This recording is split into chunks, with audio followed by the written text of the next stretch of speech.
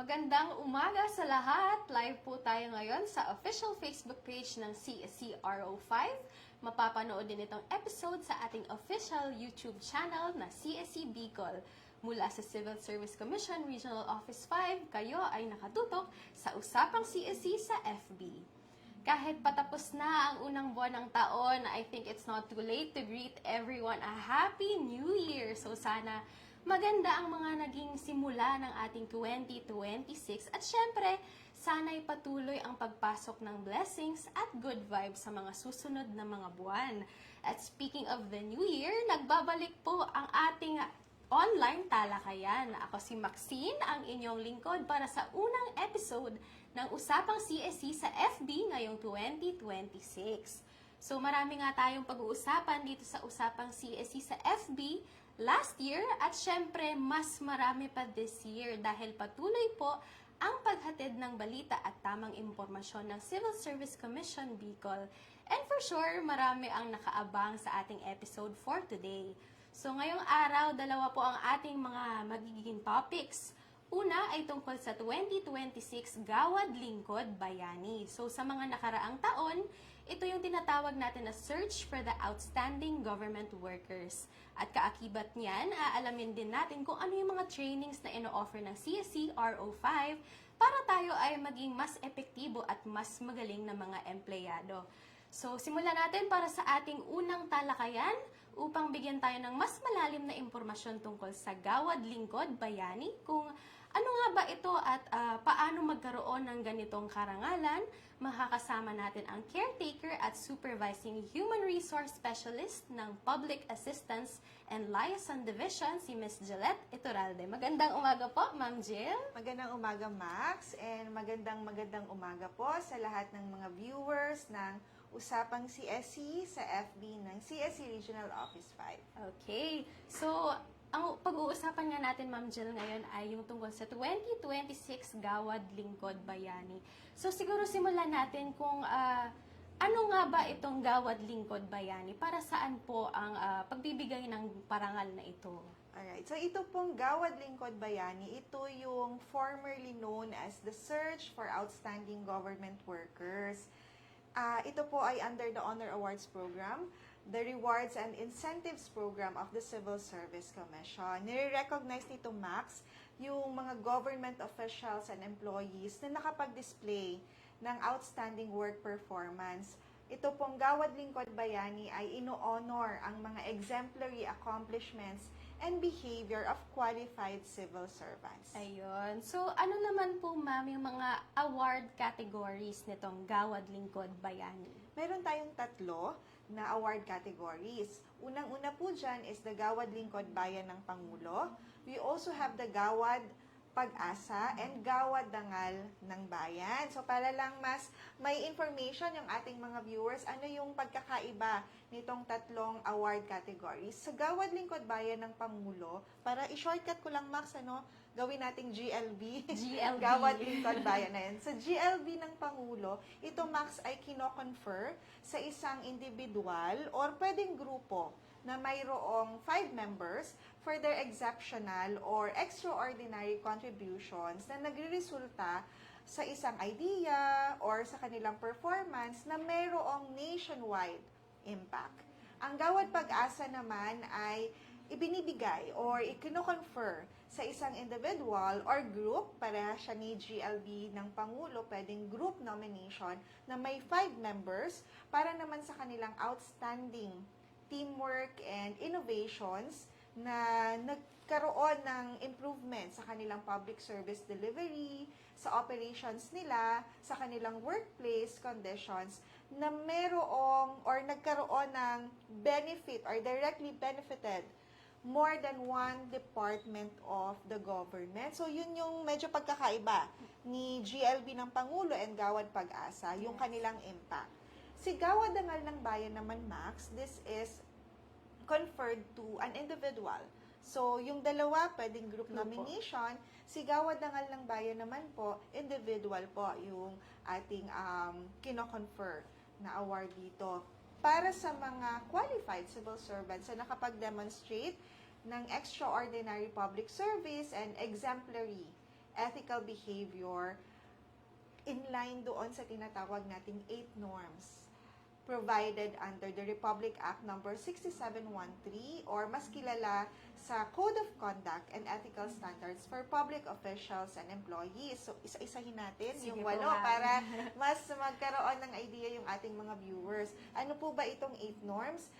Kasama po dyan yung commitment to public interest, professionalism, we have justness and sincerity, political neutrality, we also have responsiveness to the public, nationalism and patriotism, commitment to democracy, and simple living. So, yan po. Para mas malaman po ng mga viewers natin kung interesado po sila dyan, may mga available trainings Yes, naman ma'am. po na ino-offer ang CSE. So, yun po yung ating tatlong award categories for the Gawad Lingkod Bayan. Ayan. So, para sa mga interesado, no, or mag-nominate sa kanilang mga kakilala, ayan po yung tatlong category. So, siguro pag-isipan nila kung saan sila bumabagay or saan yung kakilala nila bumabagay. So, speaking of sa mga gustong i-nominate, sino po ba ang pwedeng mabigyan ng mga parangal ng GLB? Ayan. So, meron po tayong mga na-identify na qualified civil servants. So, kabilang po dyan lahat ng appointive officials and employees holding permanent, temporary, coterminous, contractual, and kabilang din po yung may casual status of employment in the government. Whether sila po ay nakastation dito sa Pilipinas or abroad. Pwede din pong manominate at maparangalan ang mga elective officials, elective and appointive barangay officials and employees, pwede din pong manominate. Pero may mga additional lamang po silang conditions na kailangang ma-meet. So, para po sa elective and appointive barangay officials and employees, kailangan po yung kanilang mga appointment papers ay submitted to CSE for records purposes. Pangalawang kondisyon, yung kanilang positions po dapat merong fixed salary in accordance with the salary schedule provided ng Local Budget Circular 63/1996. And then the third condition naman po, dapat ma-meet nila yung qualification requirements set in the Local Government Code. And then pang-apat na condition para sa ating elective and appointive barangay officials, yung kanilang attendance and service records dapat po properly filed, kept and maintained in their barangay or office. So, pwede din pong i-nominate, mayroon din po tayong tinatawag na posthumous nominations. Pwede po itong, this may be made for a public servant na who died in the line of duty or in the pursuit of his or her official duties and responsibilities as a civil servant. Ayan. So, dapat po itong mga posthumous nomination naman po, pino-formalize naman po ito, may period po tayo dyan. That's within 12 months from the time of death of the government official or employee. Ang tatandaan lamang po din natin, yung nabanggit ko pong mga nauna, yun po yung mga qualified na manominate. Yung pong mga under extension of service, hindi na po sila maaaring manominate. Yan po. Okay, so maraming salamat po dyan, Ma'am Jill. So, sa mga nabanggit nyo po na mga pwede nating i-nominate, ano po ba yung mga qualifications para ma-nominate sila? Ayan. So, prior to the nomination, yung nominated official or employee, kailangan po nakapag-render sila ng at least 3 years of continuous. Ayan, tandaan po natin yung word na continuous. Ibig sabihin, Tuloy-tuloy dire-diretso po na government service as of the deadline of nomination submission. Yung kanilang pong ilalagay na accomplishment, kailangan din po ito ay naisagawa within the last 3 years immediately prior to the nomination. And dapat consistently and continuously carried out ng nominee itong task, innovation niya and accomplishments during the said period. Hahanapin din po yung kanyang performance rating of at least very satisfactory or its equivalent para po sa 6 semestral or 3 annual rating periods, whichever is applicable po sa kanilang respective agencies. And lastly, na qualification, dapat po yung ating nominee have not been found guilty of any administrative or criminal offense involving moral turpitude or do not have any pending case against them at the time of nomination. Ayan. So, Ayun po yung mga qualifications. So, kung may kakilala kayo na fit dyan sa qualifications, siguro magandang i-nominate sila. For more information, pag-uusapan po natin yan. So, sa mga na-nominate, for example, meron na Miss Jill na nominate para dyan sa GLB. Ano po yung mga tinitingnan para sa pag-evaluate sa kanila? Yung criteria po natin. Magandang tanong yan, Max. Ayan, ito pong babanggitin namin dito, parang tip na rin po ito Yes. sa mga may gustong i-nominate na civil servants. Hahanapin po natin for Gawad Lingkod Bayani ng Pangulo at Gawad Pag-asa. Unang-una pong titingnan is the noteworthiness of outstanding performance or contribution. Ano ba yung degree ng uniqueness, ng originality ng kanyang innovation, ng kanyang idea, ng kanyang contribution. And of course, ano yung mga implemented breakthroughs sa kanilang structure, sa system ng opisina nila, procedures in the delivery of services. Second po na titingnan is the sustainability of contribution. Kaya naman nabanggit natin kanina na isa sa mga qualifications, dapat continuous na 3 years government service and yung accomplishment niya dapat within the last 3-year period din. So, titingnan dyan yung sustainability of contribution, up to what extent yung accomplishment niya that led to innovation or contribution ay na-adapt, ilan yung individuals na nag-benefit, titingnan din po dyan, may communities ba na nag-benefit, anong offices ang nag-benefit, ano yung evidence of sustained use or continuous implementation for at least 3 years or mas maganda kung mas More, matagal. opo. Ayan. Titingnan din po natin yung impact ng kanyang performance or achievement. So, nabanggit po natin kanina, kapag Gawad Lingkod Bayan ng Pangulo, dapat merong nationwide impact. Kapag Gawad Pag-asa, directly benefit more than one department. So, titingnan po natin dyan. Isa yan sa mga criteria. Ano yung impact of the nominee's performance or achievement. And of course, yung reliability and effectiveness. Ano nga ba yung extent to which the innovation or the idea has effectively and efficiently addressed a pressing need or na-improvement nito yung service delivery. And of course, kung tinitingnan yung sustainability, tinitingnan din yung consistency of performance. Titingnan din po dyan, kaya kabilang sa mga criteria, yung degree of consistency na na-manifest ng nominees natin. So, dapat meron silang ma-present na historical data, yung work record nila. From this year, ano yung mga naging improvement, para mas makita natin kaagad ano yung impact ng contribution niya. And then lastly, since ang Gawad Lingkod Bayan ng Pangulo at Gawad Pag-asa ay pwedeng group nomination, kung group nomination po yung isasubmit nila, dapat maipakita din po doon yung demonstrated teamwork, cooperation, camaraderie, and cohesiveness ng mga group members. Ayan, yung extent kung saan na-motivate yung mga group members and na sinuportahan nila yung bawat isa para maging successful at ma-implement nila effectively yung kanilang innovation or idea na i-present. So, tandaan din po natin na for group nomination, kailangan maipakita din nila hindi lamang yung tawag nito, the collective accomplishment, but dapat makikita din po ano yung actual contribution ng bawat miyembro ng ating grupo. So, this should be specified in the nomination.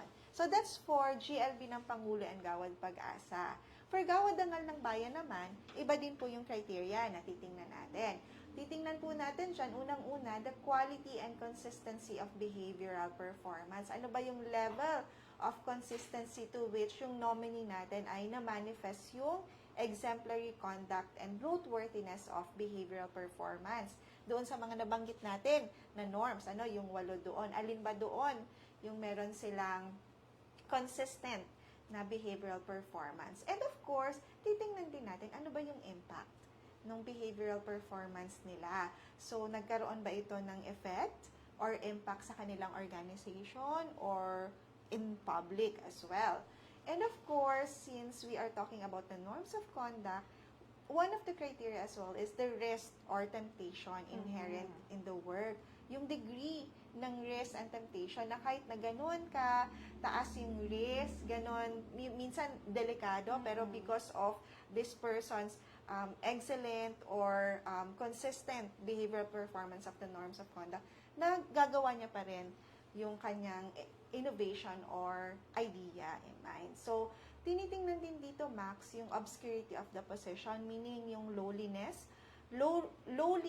or insignificance of the position in relation to the degree of performance and extraordinary norms manifested. Kumbaga, hindi naman siya part ng kanyang usual duties and functions, pero nabibigyan niya ng time without sacrificing his or her usual duties and functions. And nag-excel din siya doon sa kanyang innovation or idea. So, yan po yung titingnan natin sa Gawad Dangal ng Bayan. And of course, yung years of service. Palagi natin tinitingnan kasi kailangan natin ma-establish yung consistency and sustainability ng kanilang mga accomplishment. And of course, for Gawad Dangal ng Bayan, other similar circumstances or considerations in favor of the nominee na maaaring ma-determine ng ating Committee on Awards for Gawad Dangal ng Bayan. Ayan, so yan nga po yung mga titingnan para sa mga award categories natin for the Gawad Lingkod Bayani. So siguro ang mga viewers natin, Miss Jill, meron ng mga naiisip na mga gusto nilang i-nominate. Oo. So paano po sila mag-nominate ng mga ito? Ayan. So, syempre po, sa lahat naman po ng mga sasalihan natin, meron tayong mga requirements na kailangang i-comply. So, para po sa pag-nominate dito sa ating Gawad Lingkod Bayani, kailangan lang po natin yung kanilang mga e-copies. Ano po yung i-require natin na documents? Unang-una, syempre po, yung completely filled out nomination form. Ayan. So, meron po tayong GLB 2025 form. Yun po yung kailangan po nilang isubmit. Doon po sa form na iyon, downloadable din po ito, Max, sa ating website. Kikita po nila ito doon. Nandun din po yung portion kung saan sila maglalagay ng kanilang accomplishment. And para po sa write-up ng kanilang accomplishment, kailangan hindi po ito sumobra ng 10 pages. Yun. And meron din po tayong required na size ng paper. Dapat po ito ay A4 at gagamitin po nating font size is 12 and font style is Arial. So, Arial font size 12. Kabilang po sa completely filled out nomination form is of course the personal data sheet or our CS Form 212 dated as of end of December of the preceding year of the nomination. Kailangan din po yung certification from the chairperson of the agency's local, provincial, regional, or national praise committee na kino-confirm na itong nominee na sinubmit ay nag-undergo ng deliberation. Pero para po sa mga heads of agencies natin na nominees, hindi po ito nire-require na document. And kailangan din po yung endorsement letter from the agency head. Group nominations with members from different agencies, kailangan po endorse sila separately ng kanilang respective agency head. So, of course, may mga definition naman tayo, Max, or identification kung sino po yung mag-endorse. For example, kung ang nominee po natin ay heads of bureaus, agencies, attached to or under the departments, si department secretary po yung endorsing head of agency. So, depende po kung general manager naman po of local water district, chairperson of the board of directors. Para naman po sa mga elective officials like governor, mayor, CDILG secretary naman po siya. And kailangan din po natin yung proof of appointment or proclamation para po sa mga appointive officials and employees, kailangan po yung copy ng kanilang appointment paper. Para naman po sa elective officials, mag-submit po sila ng certified machine copy ng master list of elected officials na issue ng DILG or certified machine copy of their oath of office. At karagdagang requirement din po is the updated service record na certified ng kanilang HRMO, the agency's HRMO, para po mapakita natin yung continuous government service for at least 3 years as of December 31 of the year preceding the nomination deadline. And of course, nabanggit natin kanina yung performance rating. So, kailangan din po nilang mag-submit ng performance rating of at least very satisfactory for the past 3 years prior to the deadline of nomination na isa-certify ng kanilang highest HRMO. And of course, yung nominee's declaration of pendency or non-pendency of administrative or criminal offense or case involving moral turpitude. For additional documents din po, may last two requirements tayo. Yung high-quality, full-color digital photo taken in front of plain white, beige, or similar neutral-colored background. So, dapat po naka-Filipinian na attire or gala uniform. Yan. So, dapat naka-JPEG or PNG format po siya, hindi po yung PDF or scan copy. And then lastly, kailangan po nilang mag-submit ng 3-minute video ng kanilang introduction, introducing himself or herself and a summary ng kanyang accomplishment. So, may requirement din tayo sa background ng video. Dapat plain and neutral color din ito as possible with no unnecessary or distracting visual. So, dapat po maganda din yung ilaw. It should be well lit and clearly audible with high quality audio. So, pwede pong gamitin English, Filipino, or a combination of both. Pero kung gusto po ng nominee natin na gamitin yung local dialect niya, okay naman yun, Max. As long as mayroong English or Filipino subtitles doon sa kanilang video. So, kung yung group nomination naman po with team members, kailangan ma-comply nila each, yung mga documentary requirements doon. So, ito Max the list of requirements natin. Kung mapapansin natin yung ibang mga nakapag-nominate na, kumonti ito compared sa previous natin na mga requirements. So, may mga clearances na hindi na muna natin ni-require. Ito po ay i-require naman kapag nag-proceed na sa next level yung ating nominee. So, mas madali yung pag-submit nila ng kanilang nomination. So, sana mas maraming manominate na karapat-dapat na deserving na government officials or employees for the Gawad Lingkod Bayani. Opo. So, iilan lang naman po itong mga requirements, no, ma'am? So, mahahanap po itong mga forms sa CSC website, ma'am? Tama yes, po? Tama. Okay po. So, na-mention niyo po kanina, ma'am, na kailangan mag-submit ng mga nominees nitong parang accomplishment report. So, ano po yung mga kailangan ilagay dito or mga suggestions niyo para for sure matanggap po sila sa Gawad Lingkod Bayani? Ayan. So, another tips for our interested viewers or baka may mga gusto silang i-nominate. Siyempre po, kailangan yung write-up natin, ma-highlight doon yung outstanding accomplishments or exemplary norm of conduct manifested within the last 3 years. Ito lang, paulit-ulit natin sinasabi para mas matandaan po ng ating viewers. Presentation ng kanilang accomplishment dapat or norms manifested should be in order of significance. Dapat kompleto din ito with description para pag binasa, madaling maintindihan ano ba yung accomplishment, ano ba yung impact nung kanyang contribution, ma-justify na agad. So, mas preferred po natin na yung write-up of accomplishment po nila ay gagamit ng mga specific terms na di-define doon or nakaklarify yung terms nila such as ano ba yung role nila doon sa accomplishment na yun. Sila ba ay nag-assist? Contributed? Sila ba yung nag-facilitate? Okay, so dapat naka-specify doon. And of course, outstanding accomplishments of exemplary norms displayed and its impact should be presented in brief, factual, and if possible, bullet form. Kasi yung committee, may committee tayong umuupo dyan, mas preferred nila yung pagbasa nila, kitang-kita na nila, ito yung accomplishment niya at ito yung impact noon. Okay, kailangan din po sa pag-present natin ng impact of accomplishments, malagay natin doon, ano ba yung mga problemang na-address? May na-generate pang savings? If meron, magkano? So, may mga comparison. And, sino yung mga tao or opisina na nag-benefit nitong mga accomplishment ng ating nominee? And kung may transaction bang na-facilitate, mas napadali yung services na pinoprovide, kailangan specified yun doon.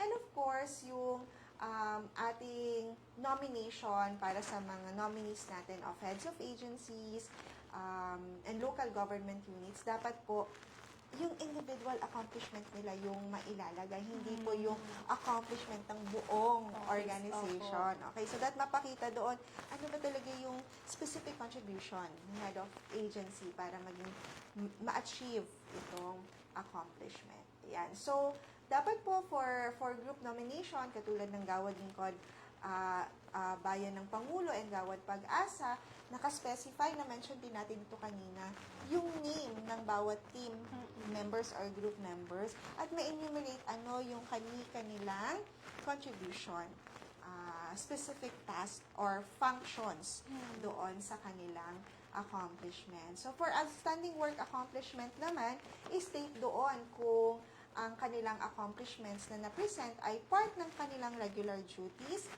or if yun ay ginawa out of his or her own initiative para mas mapakita natin yung impact. And if part naman ng nominees' regular duties or mandate, isa-cite nila yung justification kung bakit itong accomplishments ay considered exceptional or extraordinary. So, dapat po, again, titingnan natin kung tayo ay magno-nominate for Gawad Lingkod Bayan ng Pangulo, dapat maipakita natin doon yung impact. Ma-elaborate natin doon yung nationwide impact. For Gawad Pag-asa naman po, directly benefit more than one department of the government or department. Yan. So yun po yung ating mga hahanapin sa kanilang write-up of accomplishments. Ayun. So, maraming salamat, Ms. Jill, sa mga tips. So, sana nakikinig yung may mga gustong i-nominate, no? So, nag-start na po tayo ngayon mag-gather ng mga nominations, Ma'am Jill. Hanggang kailan po ba pwede mag-submit nito? Opo, so, nag-start na-mention ni Max, hanggang March 31, 2026 po, maaari pa silang mag-submit ng kanilang nomination. Okay, so dito po sa atin, sa Bicol Region, paano po yung pag-submit natin ng mga nominations? Okay, so, of course, tatanggapin natin lahat ng nomination coming from government agencies na sa tingin nila mayroong mga karapat-dapat na empleyado na maaaring mabigyan ng parangal under Gawad Lingkod Bayani. So, walang limit, Max. Baka may magtatanong kung may limit ba ang pag-submit ng nomination. Wala pong limit per agency. So, kung madami sa agency nila na nakitaan ng exemplary behavior and accomplishment, pwede po nilang i-nominate yun lahat. So, si HRMO naman po, inaasahan po natin na mag-a-assist po siya sa pag-prepare ng nomination documents kasi yung ibang mga requirements, si HRMO yung nagsucertify sa kanila kukunin. Any private, individual, or organization naman po ay may maaaring mag-recommend ng kanilang nominees for the Gawad Lingkod Bayani. So, pero syempre, dadaan pa rin po ito sa respective government agency. So, for Region 5 naman po, isubmit lamang po nila yung kanilang nomination document sa ating link. Ayan. So, basahin ko lang yung link para hindi ako magkamali. Okay? So, submit lang lamang po nila ito sa bit.ly/2026GLB-RO5. Makikita din po nila itong link doon po sa ating Facebook page. Yes, Ayan. So, para mas madali, may clickable link din po doon. Mag-upload na lang po sila ng mga requirements doon. So, mas pinakonte na requirements, mas pinadali na way of submitting nomination. Yan, maraming salamat, Ma'am Jill. Ayan, naka-flash rin po siya sa screen natin yung bit.ly/2026GLB-ROV. So, ngayon, maraming salamat, Miss Jill. Sana po marami ang naengganyo mag-nominate ng kanilang mga Gawad Lingkod Bayani. At syempre, sa paghatid rin ng impormasyon tungkol dito sa GLB. So, kung may mga katanungan ng ating mga audiences, sa ngayon wala pa po tayo natatanggap, pero anytime naman kaya nating sagutin po yan.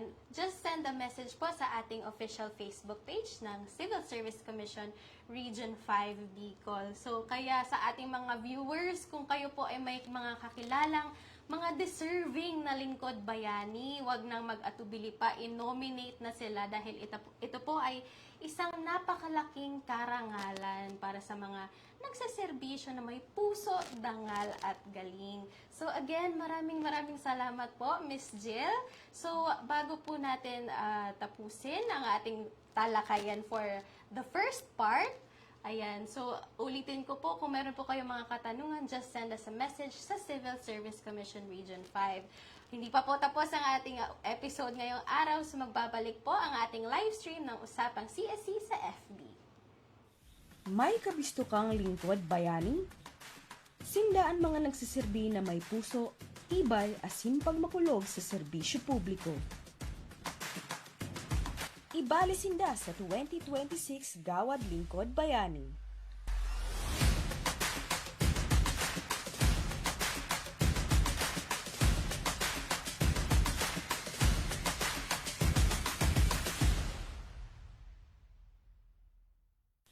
May kabisto kang lingkod bayani?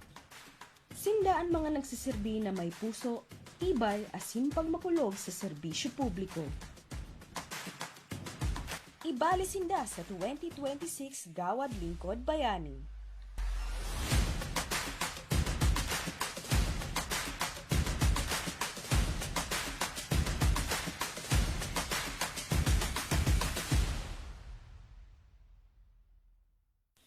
May kabisto kang lingkod bayani? Sindaan mga nagsiserbi na may puso, tibay, asin pagmakulog sa serbisyo publiko. Ibali sinda sa 2026 Gawad Lingkod Bayani.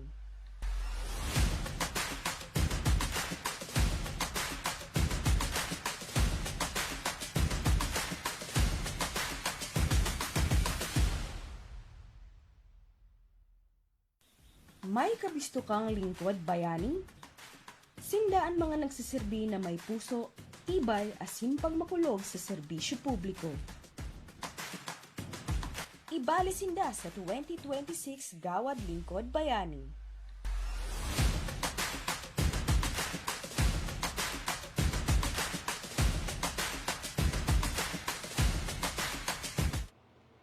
Ayan, so kayo ay nakatutok pa rin sa Usapang CSC sa FB. So kanina nga napag-usapan natin with Miss Jill ang tungkol sa Gawad Lingkod Bayani. So additional information lang no, ngayong February 10, meron po tayong magiging right shop for the Gawad Lingkod Bayani. Ito po ay para sa mga gusto mag-nominate or gusto ma-nominate sa Gawad Lingkod Bayani. Maaari po kayong mag-join sa right shop kung paano po natin mas maganda or mas maayos magagawa ang ating nomination forms, no? So, abangan po ang posting niyan sa official Facebook page ng CSCRO5 at kakibat na rin po niyan, makikita rin yan sa ating mga susunod na pag-uusapan, no?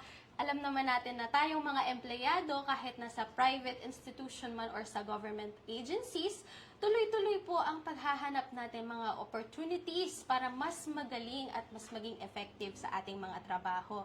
Kaya naman po ang CSCRO5, naghahatid po tayo ng iba't ibang klase ng mga training opportunities para sa mga gustong mag-avail nito. So, para mabigyan tayo ng mas malalim pang impormasyon tungkol sa mga opportunities na ito, kasama natin ngayong araw mula sa Human Resource Division ng CSCRO5, ang Human Resource Specialist 2, si Miss Jazlyn Operio. Magandang umaga po, Miss Jazz.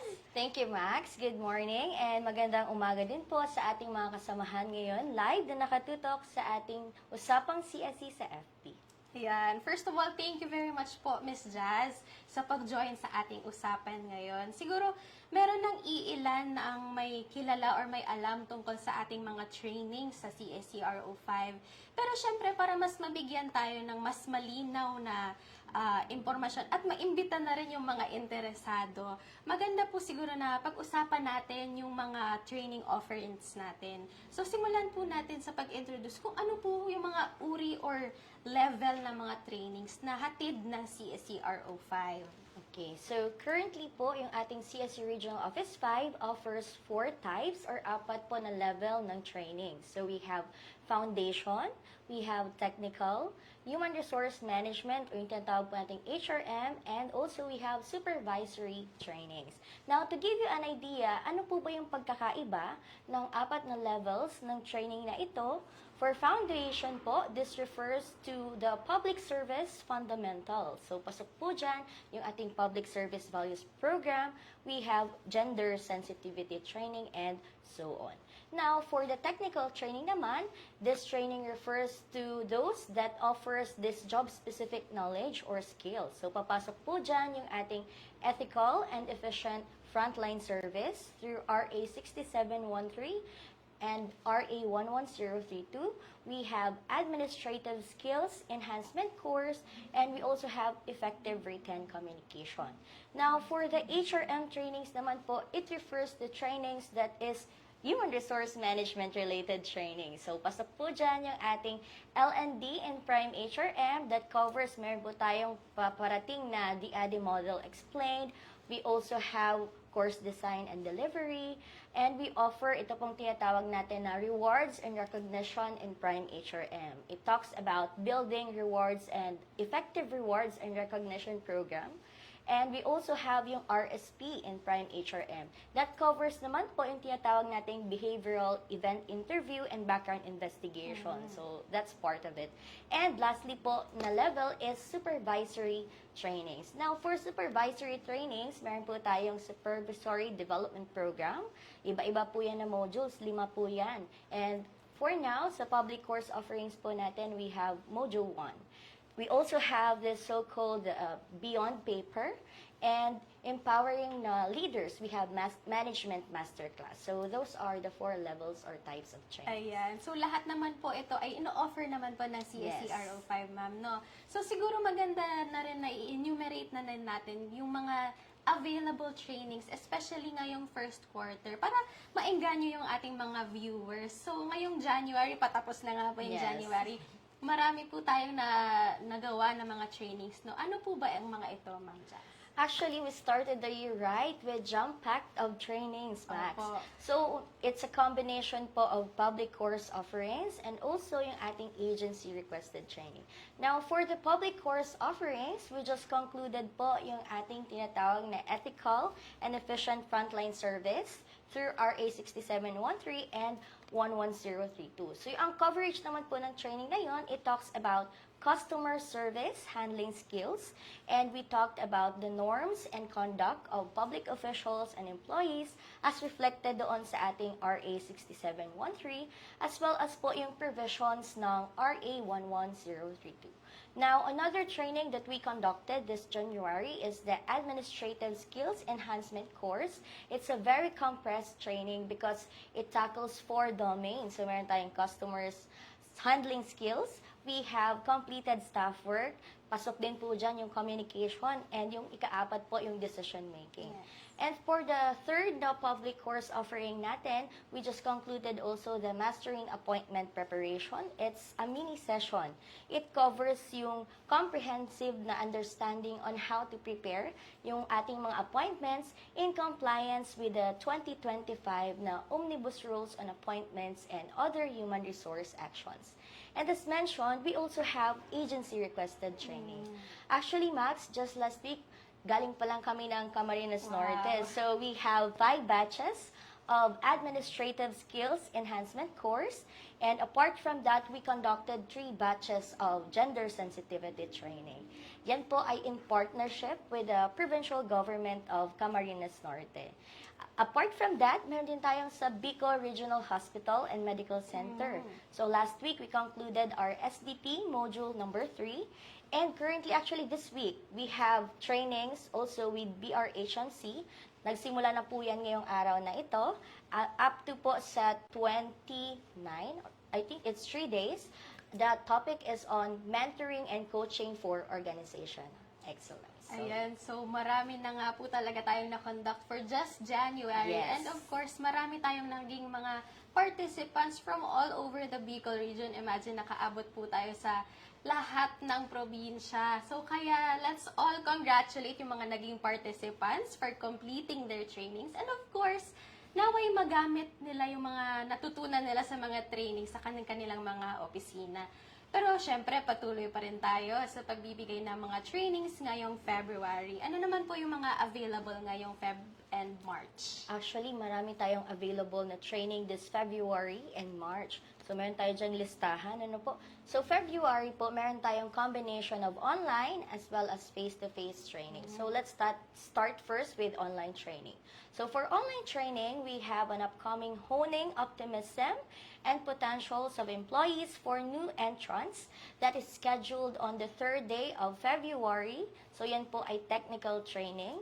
We also have Beyond Paper, Empowering Leaders with Digital Records Management Fundamentals. Yan po ay scheduled on the 4th to 5th day of February. So, leadership training po iyan. We also have Effective Written Communication. So, we will tackle the basics of technical writing. That is scheduled on February 8th. Isa po siya sa technical trainings na ina-offer ng CSC Region 5. And also, yung sinabi ko kanina, Management Masterclass. That's a leadership training for new managers especially. So, that's scheduled on February 13. We also have Orchestrating Project Success. So, it's a project management success na training.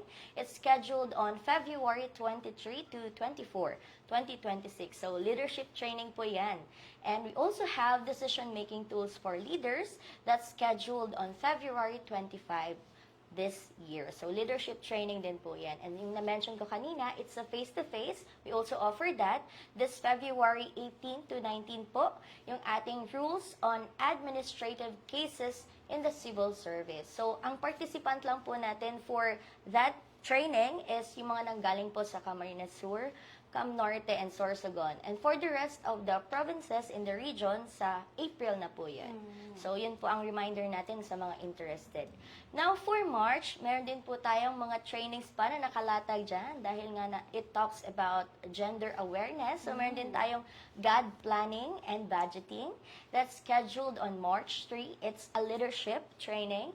We also have, yung na-mention ko kanina, RSP in Prime HRM.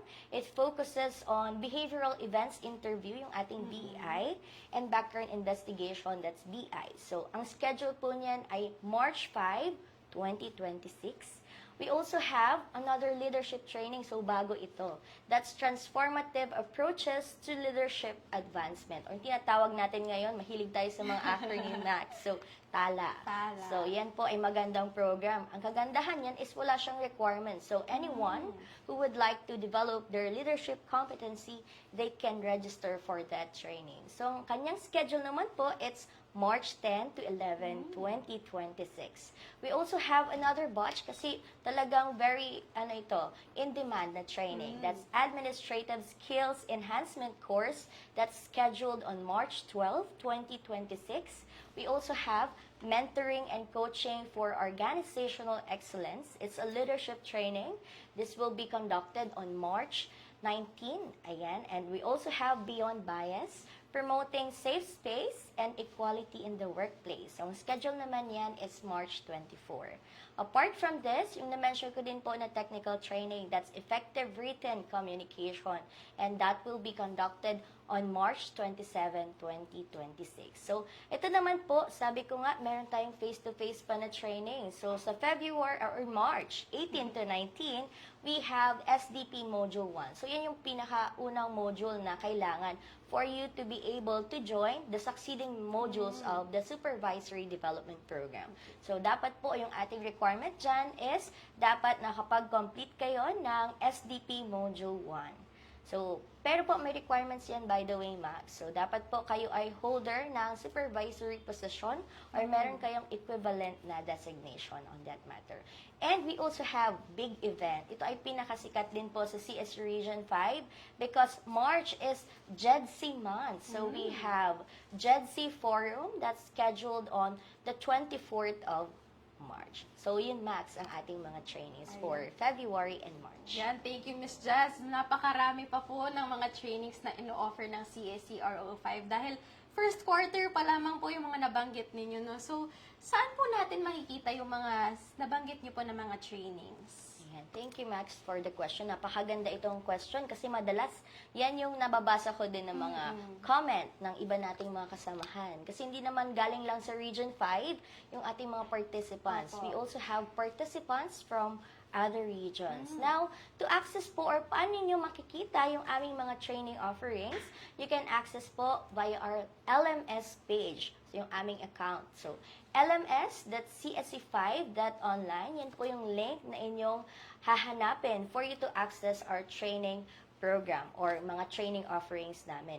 Now, I think the next question will be, how can they register for Yes the po, of training? course. Kasi if interested sila doon sa ating mga nakalatag na mga trainings for the year, by the way, naka-flash naman po on Apo. screen yung ating link for our LMS. So, for anyone na interested po to register sa aming pong training program, ang registration po natin ay direkta na po sa aming LMS. Yung link po na naka-flash on screen. Ngayon po, may mga wala pang account sa kanilang LMS. So, yun po ang kailangan natin. Dapat meron na po kayong account dahil automatic naman po after ng training, kung kompleto po yung requirements, pwede na nilang ma-access yung kanilang certificate of completion directly sa kanilang LMS account. Kaya ganun na yung strategy namin ngayon. Now, if you have your account sa LMS, all you have to do is go to training calendar and then search for the training that you want to register. So, pag nakita mo na, ay, itong training na ito ay interesado ako. So, meron po dyang button, register. So, i-click nyo lang po yung register button. Meron pong hihingi na details. So, i-provide nyo lang po yung mga necessary na details na kailangan. And then, automatic po, meron namang confirmation email na matatanggap tayo sa ating registered email address. So, nakapaloob doon sa confirmation email yung kanilang mode of payment. Ano ba yung mga mode of payment namin sa CSC Region 5? Ano yung account details ng CSC Region 5? Ano yung next step na kanilang gagawin pag sila ay nakabayad na for the training? So, lahat po ng instructions ay nakapaloob doon sa confirmation email. However po, meron lang tayong reminder kasi madalas ito na concern ng aming mga participants and nare-receive namin ito sa email na naka-register naman daw po sila pero wala silang natanggap na slot. So, Okay. a reminder lamang po for everyone, ano po, registration for the training does not guarantee a permanent slot. Kailangan po yung ating instruction, una dapat, because we are adopting first come, first serve basis, so una dapat kailangan pasok sila sa requirements kung meron for the training and also yung nakapagbayad and nakapag-submit. Sometimes naman po kasi nagbayad sila pero as instructed doon sa ating email, dapat nag-send sa amin para kami ay ma-notify na sila ay nakapagbayad. Because there's no other way para i-check sa dami po ng mga nagbabayad for the training. So yun po ang ating instruction dyan. So yun lamang po, ma'am. Ayan. So, again, para sa mga interesado mag-join sa mga trainings offered by CSCRO5, please visit yung ating lms.csc5.online. Nandyan na po lahat ng mga kailangan nila malaman tungkol sa mga training offerings ng CSCRO5. Sa ating mga viewers, huwag na po kayo mag-atubili pa. Take the opportunity na for our personal and professional development. So maraming salamat po, Thank you, Ms. Max. Jazz, for sharing with us ang mga training opportunities na maaari nating ma-avail. May gusto pa po ba kayong sabihin sa ating mga viewers bago't matapos ang ating usapan?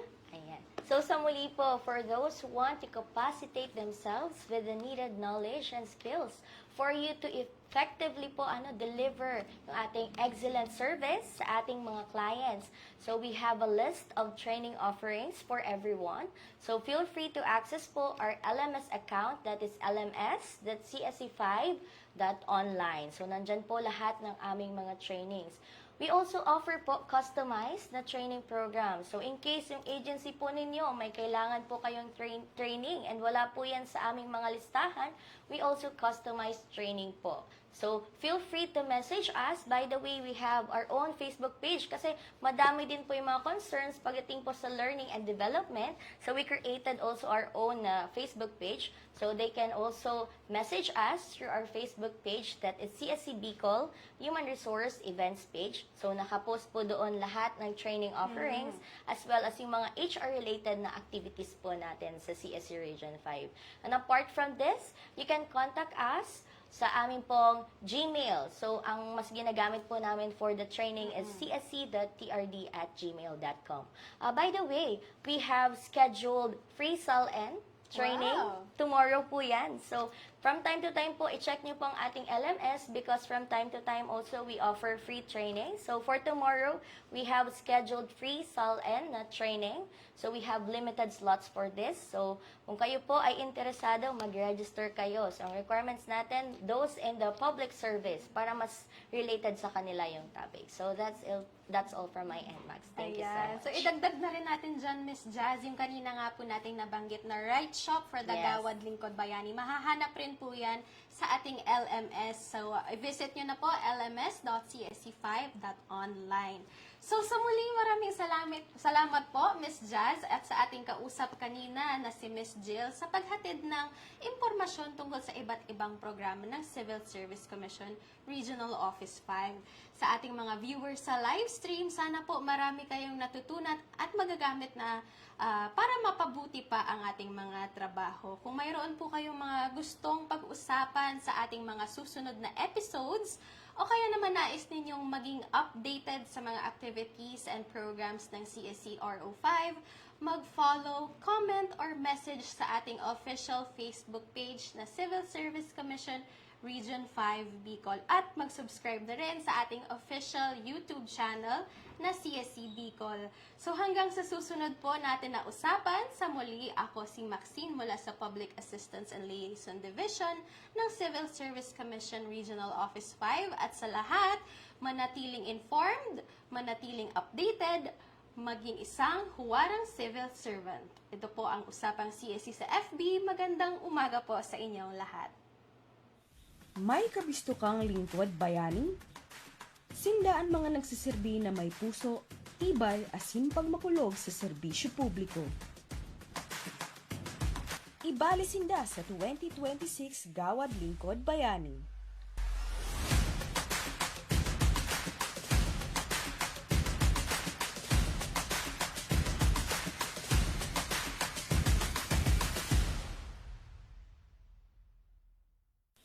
May kabisto kang lingkod bayani? Sindaan mga nagsiserbi na may puso, tibay, asin pagmakulog sa serbisyo publiko. Ibali sinda sa 2026 Gawad Lingkod Bayani.